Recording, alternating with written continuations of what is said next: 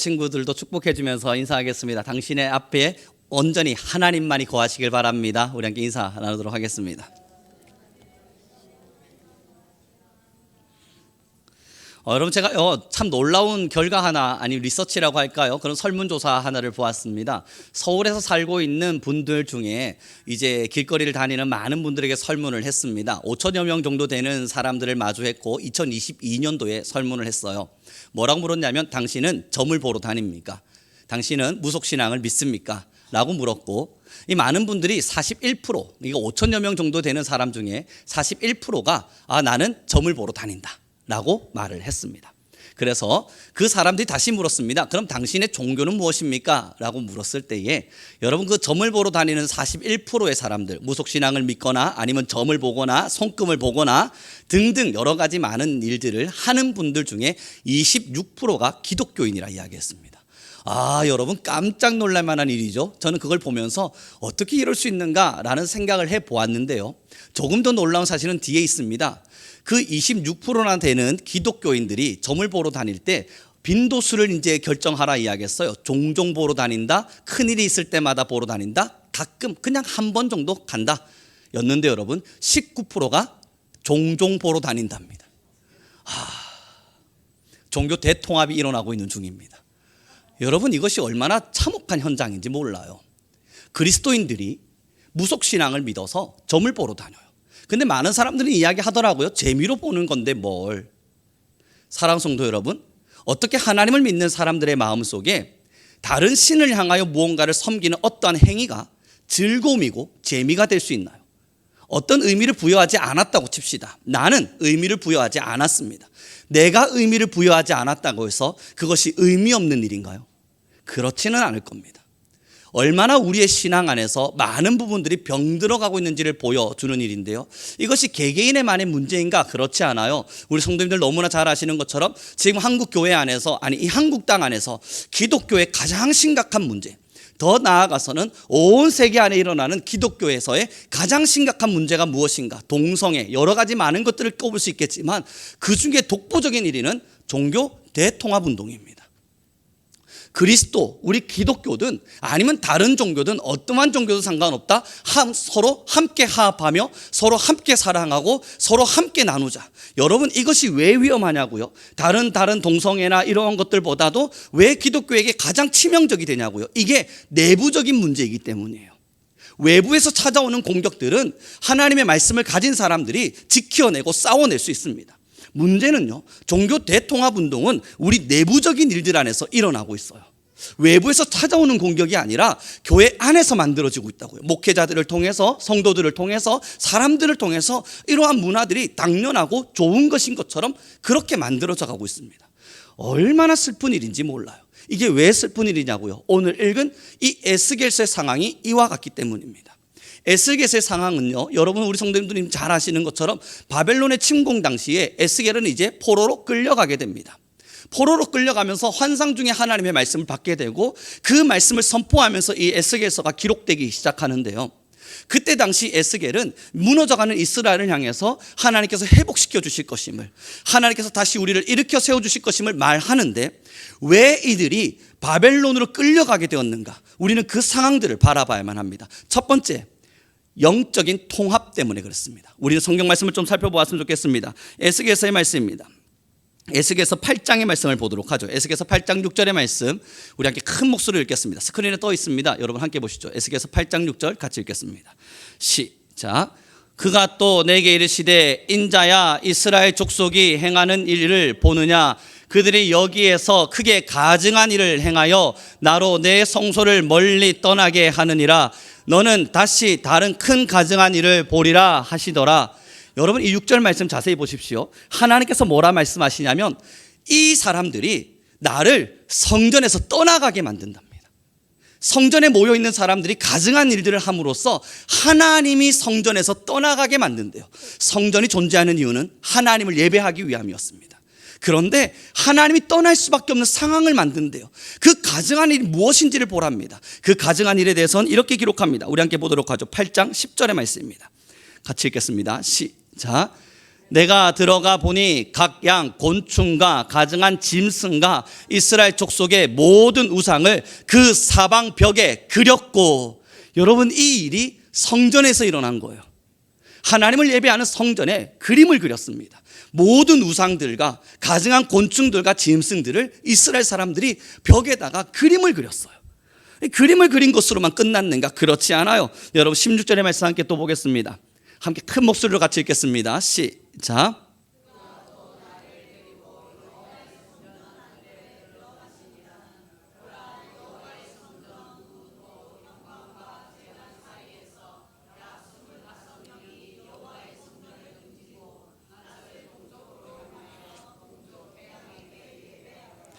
여러분, 여기 보셨습니까? 마지막 문단에 뭐라고 기록되어 있나요? 동쪽 태양에게 예배하더라. 근데 그 위에 더 충격적인 이야기는 하나님의 성전을 등지고 낯을 동쪽으로 향하여 동쪽 태양에게 예배하더라. 여러분, 이 말에 심각한 하나를 보십시오. 태양을 섬긴다 정도의 표현을 넘어서 이 성경은 태양을 예배하더라. 이게 이스라엘 안에서 일어났던 일들입니다.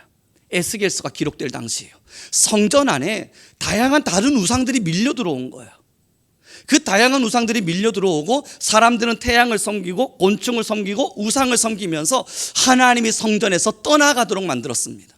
사랑하는 성도 여러분, 왜 지금 한국교회가 위기라고 이야기를 하냐면요, 많은 사람들이 종교 대통합을 이야기하면서 교회 안에 많은 우상의 문화들을 그대로 가지고 들어와 있는 겁니다. 어떤 그리스도인들은 무속신앙을 믿기도 하고요, 어떤 그리스도인들은 목사님들마저도 함께 목소리를 높여놓으면서 우리 기독교만이 종교입니까? 다른 종교는 종교가 아닌가요? 다른 종교를 섬겨야 되지 않습니까? 우리만 옳다고 어떻게 말할 수 있나요? 그런 이야기들이 이 한국교회 안에 여러분 얼마나 많이 지금 만연히 펼쳐져 있는지 모릅니다.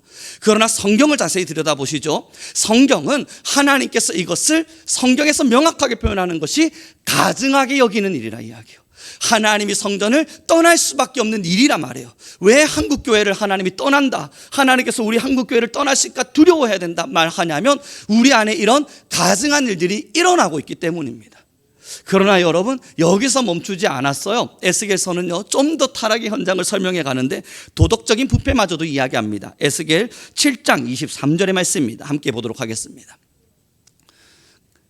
같이 읽겠습니다. 시작. 너는 쇠사슬을 만들라. 이는 피 흘리는 죄가 그 땅에 가득하고 포악이 그 성읍에 찼음이라. 아멘. 피 흘리는 죄가, 사람을 무차별로 죽이고 살인하고 도덕적인 모든 것이 무너진 현장이 이 이스라엘에 일어나서 피 흘리는 죄가 가득하고 그 땅에 또 죄악이 가득했답니다. 그 뒤를 이어서 읽어봅니다. 에스겔서 22장 12절의 말씀입니다. 함께 읽겠습니다. 시작. 내 가운데에 피 흘리려고 뇌물을 받는 자도 있었으며 내가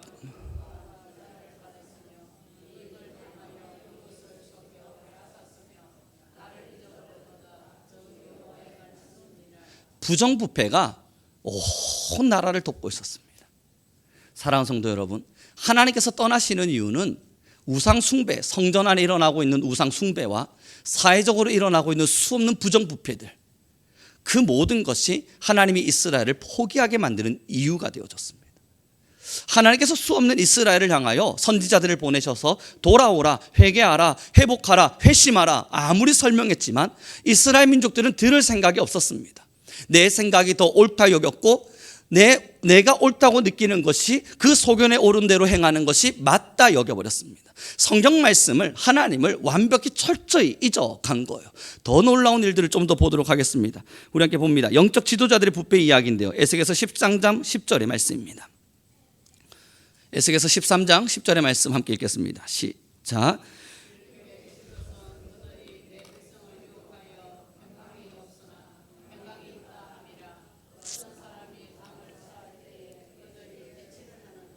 여기서 이야기하는 그들이 제사장들입니다. 제사장들이 백성을 유혹해서요, 평강이 없는데 평강이 있다 말하더랍니다. 그리고 말씀을 좀 띄워놔 주시겠습니까? 담을 쌓고 있는데요, 그 뒤에 뭐라고 이야기하냐면 회를 칠한답니다. 담을 쌓고 있는데 회를 칠한다는 것은 지금 사람이 담을 또독또독 쌓고 있어요. 그런데 거기에 페인트 칠을 해줘서 예뻐 보이도록 만들어주는 거예요. 사실은 부실한 겁니다. 잘못된 거고 다른 건데 예쁜 말로 포장해서 그 사람을 녹여주는 거예요. 이게 뭐와 같습니까? 하나님의 진노가 임할 텐데 그 성도에게 찾아가서 아니에요, 하나님이 여전히 당신을 사랑하세요, 그 음성 들려주고 있는 거예요. 회개와 회심이 필요한 시간에 아이고 하나님의 축복이 당신의 가정 안에 가득 넘치고 있군요. 회를 칠해주는 거, 페인트를 칠해서 그냥 예뻐 보이도록 포장해주는 거, 본질적인 타락과 잘못을 지적해주거나 아니면 지금 우상 안에서 무너지고 있는 이스라엘을 평가하며 돌아와야 된다 말하기보다는 아닙니다, 잘하고 계세요, 정말 잘하고 있어요, 이대로 가면 축복이 임할 겁니다. 지금 당신이 번영하고 계신가요? 물질적으로 좋은 일들이 일어나고 있습니까? 할렐루야, 하나님을 찬양합시다. 회심하지 마십시오. 회개 안 해도 괜찮습니다. 돌이키지 않아도 돼요. 좋은 말들로 그 사람들의 마음에 회를 칠한다고요. 페인트 칠을 해줘서 진짜 본질에 썩어져 가고 있는 것을 보지 못하게 만들어 놓는다는 겁니다. 그리고 여러분, 또 이야기 되어져 갑니다. 우리 함께 보도록 하겠습니다. 에스겔서 22장 26절입니다. 함께 읽겠습니다. 시작. 그 제사장들은 내 율법을 범하였으며 나의 성물을 더럽혔으며 거룩함과 속된 것을 구별하지 아니하였으며 부정함과 정한 것을 사람이 구별하게 하지 아니하였으며 그의 눈을 가리어 나의 안식일을 보지 아니하였으므로 내가 그들 가운데서 더럽힘을 받았느니라. 여러분, 제가 이 설교를 준비하면서요, 마음을 얼마나 많이 뚫렸는지 모릅니다. 이 26절의 말씀을 읽으면서 참 많이 울었습니다. 26절 마지막을 여러분 좀 봐주십시오. 내가 그들 가운데서 더럽힘을 받았느니라.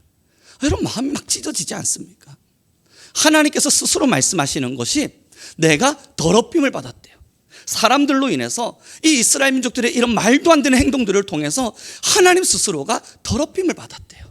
이 에스겔서에 나타나는 이스라엘 민족들의 행적입니다. 우상을 숭배했고요, 자기들이 믿고 싶은 대로 그 성전에다가 우상을 가득 채워 놓았고요, 하나님을 예배하는 성전을 등지고 태양을 섬겨가면서 하나님의 마음을 아프게 했습니다. 그뿐인가요? 하나님을 사랑한다 말하는 백성들이 부정부패로 인해서 온갖 타락함을 다 저질렀습니다. 하나님을 사랑하는 지도자들마저도 하나님의 말씀에 민감하기보다는 평강합니다, 평안합니다, 평안하십시오, 그러한 인사치레로 그들의 본질적인 썩어져감을 못 보게 만들어버렸습니다. 그래서 주님 말씀하시는 거예요. 내가 더럽힘을 받았다. 하나님이 더럽힘을 받았다고요. 그리고 나니 여러분, 제가 이 성경을 읽어가고 설교를 준비해가면서 하나님께서 성전에서 멀리 떠나셨다라는 그 말이 이해가 되는 거예요. 떠나실 수밖에 없었다, 받아들여지는 거예요. 지금 누군가가 내 앞에 서서 나에게 똥물을 있는 대로 뿌리고 있는데 여러분, 그 똥물을 오롯이 받으면서 괜찮아 할 수 있는 이가 누굽니까?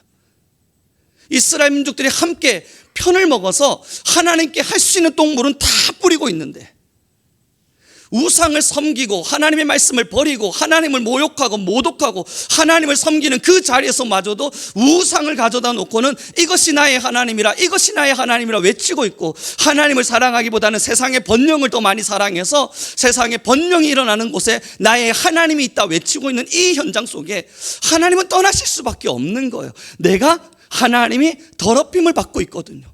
사랑하는 성도 여러분, 왜 지금 이 에스겔서의 말씀으로 여러분들과 함께 나누고 있냐고요? 이 에스겔서의 말씀은 아까 말씀드렸지 않습니까? 바벨론으로 포로로 끌려가는 중 하나님께서 이스라엘을 회복시킬 것임을 약속하는 환상의 메시지라고요. 하나님이 이렇게 처참하게 버렸고 하나님 앞에서 이렇게 말도 안 되는 죄악을 저지른 이 이스라엘을 향하여 하나님 외치시는 게 회복을 외치시는 거예요. 오늘 본문 읽어보십시오. 얼마나 은혜됩니까? 함께 읽어보겠습니다. 36장 25절 27절입니다. 우리 여러분 큰 목소리로 같이 읽어보았으면 좋겠습니다. 같이 읽겠습니다. 시작.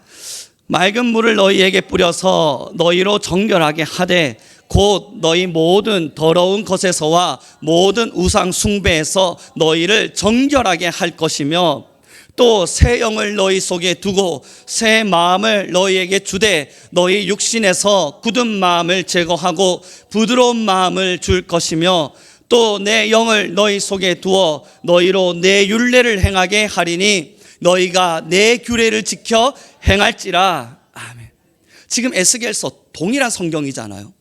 하나님 앞에서 참 잘못된 모습으로 하나님을 모독했던 이스라엘 민족의 모습과는 달리 하나님은 다른 메시지를 주고 계시지 않습니까? 내가 너희에게 새 영을 부어 너희를 회복케 하리라. 내가 너희에게 맑은 물을 뿌려 너희를 정결하게 하리라. 그러므로 너희를 다시 회복시켜 주리라.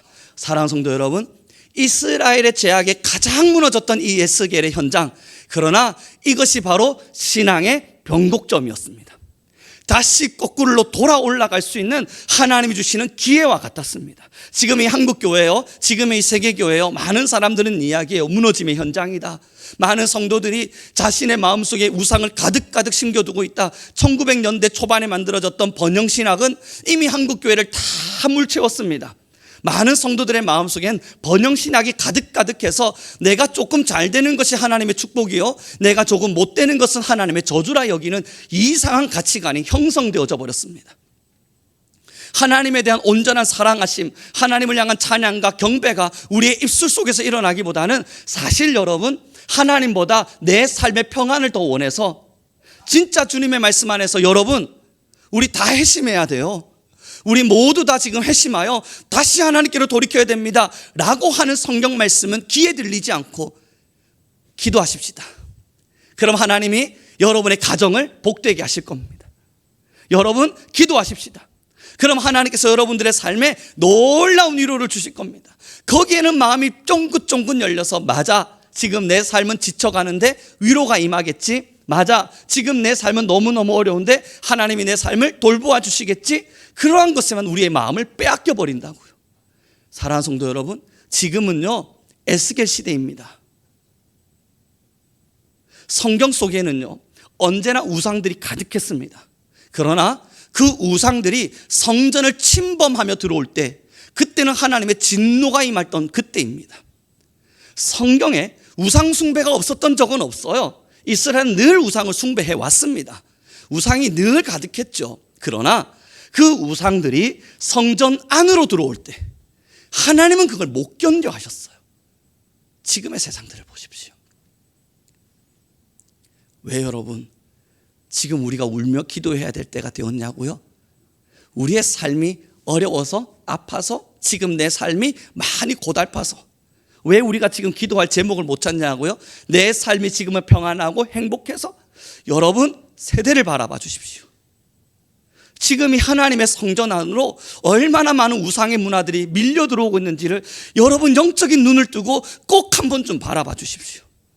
하나님의 이름이 더럽혀지고 있는 현장이 얼마나 처참히 일어나고 있는지, 그 처참히 일어나는 하나님의 이름이 더럽혀지는 현장이 이방신을 섬기는 저 다른 사람들을 통해서가 아니라 이 내부적인 일들 안에서, 그리스도인들의 이름 속에서, 그리스도인들의 입술 속에서 얼마나 일어나고 있는지 여러분 영적인 눈을 뜨고 제발 한번 좀 바라봐 주십시오. 기도할 수밖에 없어요. 지금 우리의 눈물의 기도는 우리의 삶이 아닙니다. 나라이고 교회이고 세대이에요. 에스겔 세대와 같은 하나님의 진노하심이 신앙의 변곡점이 되어 다시 회복하기 위한 발버둥인 겁니다. 우리가 회개해야 된다, 회심해야 된다, 다시 나라와 교회를 위해 기도해야 된다. 이것은 여러분 무너져가는 지금의 현실을 바라보며 하나님께서 다시 우리를 일으켜 세워주기를 원하는 간절한 그리스도인들의 소망인 거예요. 우리 옆 사람에게 좀 인사 나눴으면 좋겠습니다. 영안을 열고 세대를 바라봅시다. 여러분 그렇습니다. 여러분 제가 청년들을 많이 마주하게 되지 않습니까? 지금 우리 성민교회 청년들 외에도 다른 청년들을 마주 많이 하게 될 때 그들이 저에게 목사님 저는 요즘 기도하면 평안하고 행복해요. 왜 그렇게 평안하고 행복해? 하나님이 저에게 참 많은 좋은 것들을 주셨어요 라는 고백들을 많이 듣게 됩니다. 맞아요. 얼마나 감사해요. 정말 정말 감사해요. 그 감사를 절대 잃어버리면 안 돼요. 그러나 여러분 세대에서, 교회에서, 신앙에서 위기가 찾아온 순간이 눈물을 잃어버린 세대입니다. 어제 제가요 한 목사님의 설교를 들었습니다. 이제는 소천하신 참 유명했던 외국 목사님이신데요, 그 목사님께서 설교하시면서 그렇게 이야기하더라고요. 지옥문이 열렸다는 증거는 성도들의 눈물이 말랐다는 겁니다. 성도들의 눈물이 말랐다는 증거는 온 세대를 향한 지옥문이 활짝 열렸다는 증거입니다. 여러분, 그 이야기를 제가 탁 듣는데 그러하구나, 맞구나. 왜 눈물이 마릅니까? 영혼을 대한 아버지의 눈물을 잃어버려서죠. 나를 바라보는 이기적인 신앙이 우리의 가슴을 가득 채우다 보니까 내 신앙은 괜찮은 것만 같아서, 내 삶은 복된 것만 같아서 눈물을 잃어버리는 거죠. 그러나 여러분, 왜 주일학교 아이들을 위해서 여러분은 눈물을 흘리며 울어야 되는 줄 아세요? 이들의 신앙에 대한 걱정, 이들이 하나님 말씀에서 잘못 하면 어떡하지에 대한 두려움 아니에요. 이들이 살아갈 세상이 참담하기 때문이에요. 이들은 어떤 세상에서 살게 될까? 어떤 복음을 듣게 될까? 어떤 신앙 안에서 하나님을 섬기게 될까? 여러분, 자세히 들여다보십시오. 이들이 싸워내야 될 영적인 상태는요, 믿지 않는 자들과의 싸움이 아닐 겁니다. 믿는 자들과의 싸움일 거예요. 이들이 믿지 않는 자들과 다투거나 믿지 않는 자들과 복음을 논하는 것이 아니라 믿는 자들과 복음을 논해가면서 이건 하나님의 말씀에서 틀린 거지 않습니까? 그렇게 투쟁하며 신앙해야 될 것들이 지금의 이 주일학교 아이들일 겁니다. 우리라고 여러분 여기서 벗어날 수 있나요? 그렇지 않습니다. 여러분들 소망하시잖아요. 120세 시대. 내가 할 수만 있다면 120년을 산다면 얼마나 좋을까 기대하고 계시지 않습니까? 그럼 여러분, 지금 80세가 되셨다 하더라도 40년 더 남으셨어요. 끔찍하잖아요. 이 40여 년의 시간 동안 여러분의 믿음 변질되지 않을 자신 있으세요? 사랑하는 성도 여러분, 이 남은 40여 년의 시간, 아니 이제 더 오랜 시간, 이제 30세가 되신 여러분, 와, 계산도 안 되네요. 100년 남았습니다. 100년. 그 100여 년의 시간 동안 여러분의 신앙 정말 변질되지 않을 자신 있으세요? 복음이 이렇게 빠른 속도로 변질되고 있는데요. 우리의 마음이라고 변하지 않겠습니까? 그러나 여러분, 지금의 이 시대가, 지금의 이 시점이 신앙의 변곡점입니다. 잃어버리지 마세요.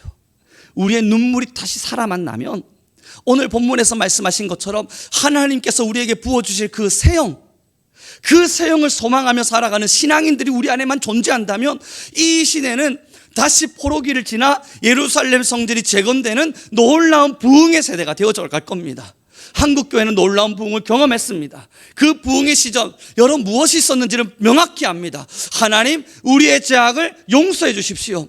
그 회개와 회심의 기도가 온 땅을 덮었을 때, 사랑하는 성도 여러분, 한국교회는 부흥했고요, 그 부흥 속에서 많은 믿음의 사람들이 하나님의 나라를 꿈꿨습니다.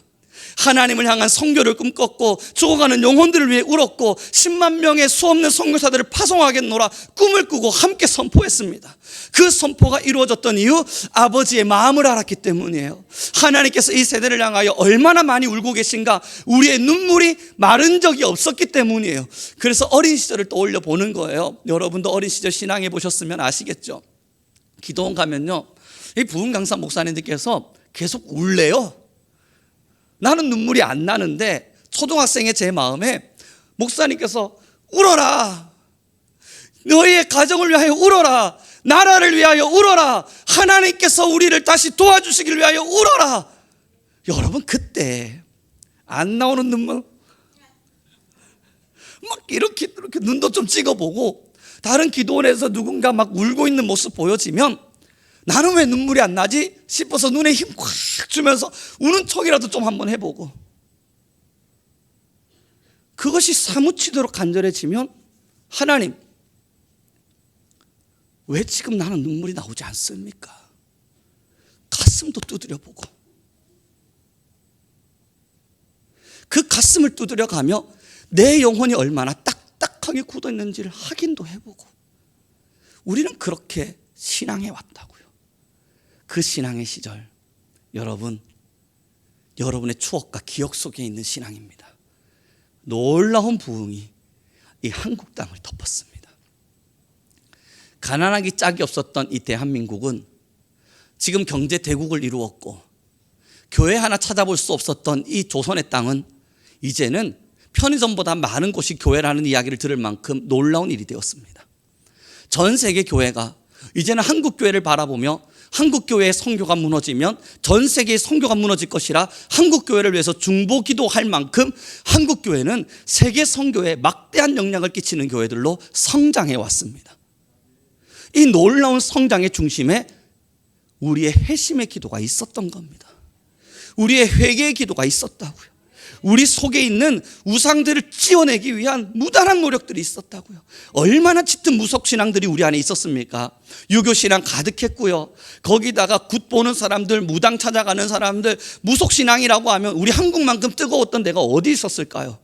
그것들을 한국교회가 지워내기 위해서 여러분 얼마나 청결 작업들을 이루었습니까? 정말 열심히 지원했단 말이에요. 하나하나 지원했어요. 설교 때마다 유교 사상 버리자, 제사문화 버리자, 유교 사상 다 철폐해라, 하나님이 원하시지 않는 것이다, 매일매일 선포했고, 그것 때문에 성도들과 싸워가면서 목회자들은 가르쳤어요. 하나님의 말씀에서 틀린 겁니다. 여러분, 무속신앙을 따라가는 건 잘못된 겁니다. 우리 안에 있는 우상입니다. 여러분, 지금 달을 보며 비는 거, 신년 되면 해보러 가는 거, 그거 다 멈추십시오. 하나하나 행동마저도 지적해가면서 한국 교회는 청결 작업을 일으켜 왔습니다. 지금은요, 다시 교회 안에 전 보러 가는 사람들이 늘어납니다. 많은 그리스도인들을 함께 모여서, 아니 내가 조상을 숭배하는 마음이 아니라 조상을 사랑하는 마음으로서 제사하는 건데 이게 무슨 문제가 되는가 다시 선포하고 있는 시대가 되었습니다. 저는 이제 신학교에 있습니다. 신학교 안에서 이야기를 나누다 보면 여러분, 많은 신학생들 중에도 이미 우리 기독교에만 구원이 있다는 것이 말이 됩니까? 라고 이미 이성적 설득을 요청하는 이들이 있습니다. 이걸 내가 왜 설명하고 설득하고 있어야 되는지, 왜 이 아이와 함께 이 문제를 가지고 신학적 논쟁을 해야 되는지 도저히 납득할 수 없는데 해야만 하는 상황 앞에 서 있습니다.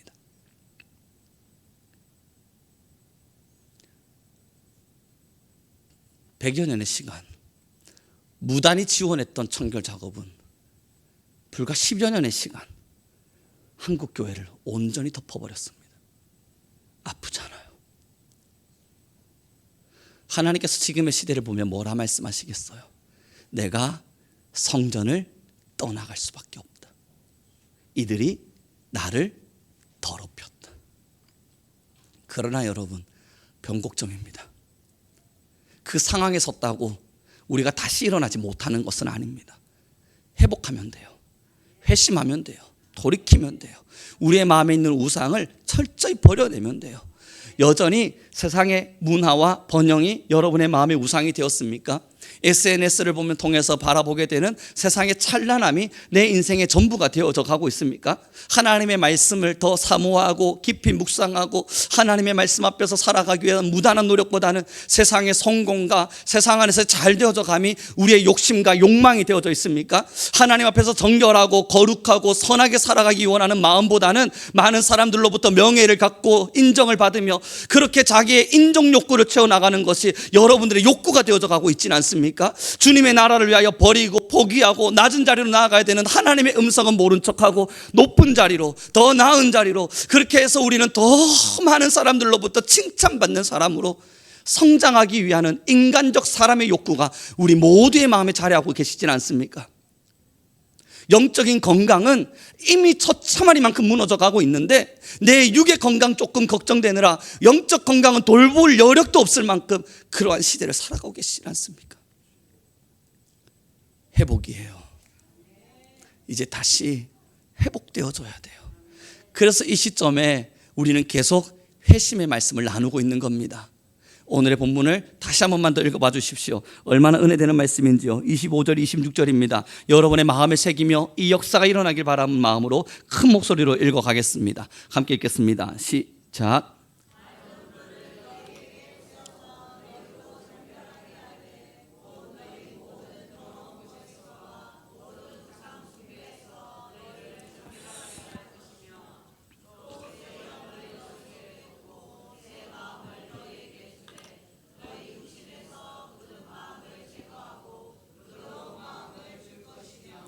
아멘. 지금 우리 함께 고백했으면 좋겠어요. 여러분 마음을 두드리시면서요, 이렇게 저를 따라해 주십시오. 주님, 내게 이 말씀이 이루어지게 하십시오. 이 말씀이 뭔 줄 아세요? 여러분 25절 26절의 말씀이거든요. 제가 다시 읽어봐 드릴게요. 맑은 물을 우리에게 뿌려서 우리로 정결하게 하고 그 뒤에요, 곧 우리의 모든 더러운 것에서와 모든 우상 숭배에서 우리를 정결하게 할 것이며, 26절의 말씀 같이 읽습니다. 또 새 영을 우리 속에 두고 새 마음을 우리에게 주되 우리 육신에서 굳은 마음을 제거하고 부드러운 마음을 줄 것이며. 이것을 여러분 다시 고백해요. 주님, 우리에게 이 말씀을 이루어 주십시오. 변화예요. 경작이에요. 다시 살아나야 돼요. 여러분, 하나님이 요청하시는 건요, 딱딱하게 굳어버린 마음 아닙니다. 지금 이 시대를 보면서 사람들이 평안하다 말하던가요? 거짓말이에요. 여러분들을 보면서 해칠한 무덤처럼, 아니면 해칠한 담처럼 조금 쌓아져 가는 담에 페인트 칠을 한 이후에 평안하십니다. 여러분 잘 되고 계십니다. 여러분 행복하십니다. 그렇게 이 강단에서 여러분들의 마음을 현혹하던가요? 새빨간 거짓말이에요. 지금은 한국 교회, 한국 그리스도인들 모두에게 있어서 참담한 위기 상황입니다. 지금 불이 났다고요. 그 자리에 앉아서 나는 괜찮아, 나는 평안해 할 수 있는 상황이 아니라고요. 그 불이 여러분 언제까지 번져서 언제 나의 집을 덮일지, 그 불이 조금 펼쳐져 와서 언제 여러분의 심령을, 여러분들의 영혼을 덮어버릴지, 우리 교회를 침노할지 아무도 모른다고요. 깨어야 해요. 기도해야 돼요. 울어야 돼요. 눈물이 말랐다면 눈에 힘을 꽉 주세요. 그리고 주님께 기도해요. 주님, 내 심령에 눈물이 말랐습니다. 선대들이 수없는 고난의 길을 걸으며 버렸던 우상을 내가 가지고 왔습니다. 이제 말씀을 정리해 가기로 합니다. 여러분, 우리 한국은요, 복 받을 수 없는 나라였을 겁니다. 정말 많은 무속신앙들이 곳곳에 흩어져 있었잖아요. 그런데 우리 권사님들 세대, 또 우리 집사님들의 세대를 기억하시죠? 나는 예수님 믿는데 시댁에서 제사를 해요. 그럼 그거 안 하려고 여러분 어떤 모욕을 경험하셨습니까? 어떤 모욕과 수모를 참으셨습니까? 그거 여러분 지금 이야기 시작하면 3일 밤낮 울며 말씀하실 수 있으실걸요. 난 예수님을 사랑하는데 우리 가정이 예수님을 안 믿어요. 그래서 교회 한번 가보려고. 여러분 어떤 고난을 참으셨습니까? 다시 질문 드려봐요. 왜 수모와 그 고난의 자리를 묵묵히 이겨내셨나요? 씻어내고 싶은 거였어요. 지워내고 싶은 거였어요. 내 마음속에 뼛속까지 자리하고 있는, 내 마음의 쓴뿌리와 같이 자리하고 있는 이 말도 안 되는 우상을 철저하게 버려보고 싶었어요. 그래서 육체적 고난 찾아오고요, 수모 찾아오고 모욕 찾아와도 울며 참아냈다고요. 그때 우리의 눈에 눈물이 말랐습니까? 안 말랐잖아요. 매일 울며 하나님 견딜 수 있게 해주세요. 주님, 내 마음 지킬 수 있게 해주세요. 하나님, 내가 이 유혹 앞에 넘어지지 않도록 도와주세요. 매일매일 울었잖아요. 우상과의 싸움이었어요. 내 마음을 지저분하게 만들려고 하는 하나님의 말씀과 다른 어떤 것과 끊임없이 울며 싸워냈다고요. 그렇게 지켜낸 지금의 신앙이에요. 근데 이제 눈물이 말랐다는 건 여러분의 마음이 더 이상 우상이 없는 건가요? 지금 눈물이 말랐다는 건 우리 성도님, 더 이상 내 마음이 우상 없이 완벽하게 정결하게 되었어, 그 확신이신 건가요? 우리 아닙니다. 저도 아니고 우리 모두 아닙니다. 저도 저의 매일매일을 돌아보면 매일매일 찾아오는 이 말도 안 되는 우상의 문화 때문에 다른 신을 섬기는 거 아니면 다른 신 앞에 가는 거 그런 건 아닐지 몰라요. 그러나 사탄이 뿌려놓은 수 없는 덫들 앞에 하나님이 싫어하신다는 걸 알면서도 어김없이 선택하려고 하는 제 자신을 본단 말이에요. 사랑하는 성도 여러분, 우리 아직 눈물이 마를 시기를 지나지 않았습니다. 어쩌면 여러분들이 그토록 울며 기도하셨던 1980, 90년대보다 지금 더 많이 타락해 있습니다. 더 많이 무너져 있고 더 많이 처참합니다. 성전에까지, 그리스도인들의 마음에까지 우상이 벽화를 그렸고 자리를 틀었고 하나님의 자리 대신 왕자에 앉아 있습니다. 지금의 시대가요, 지금의 현실이요.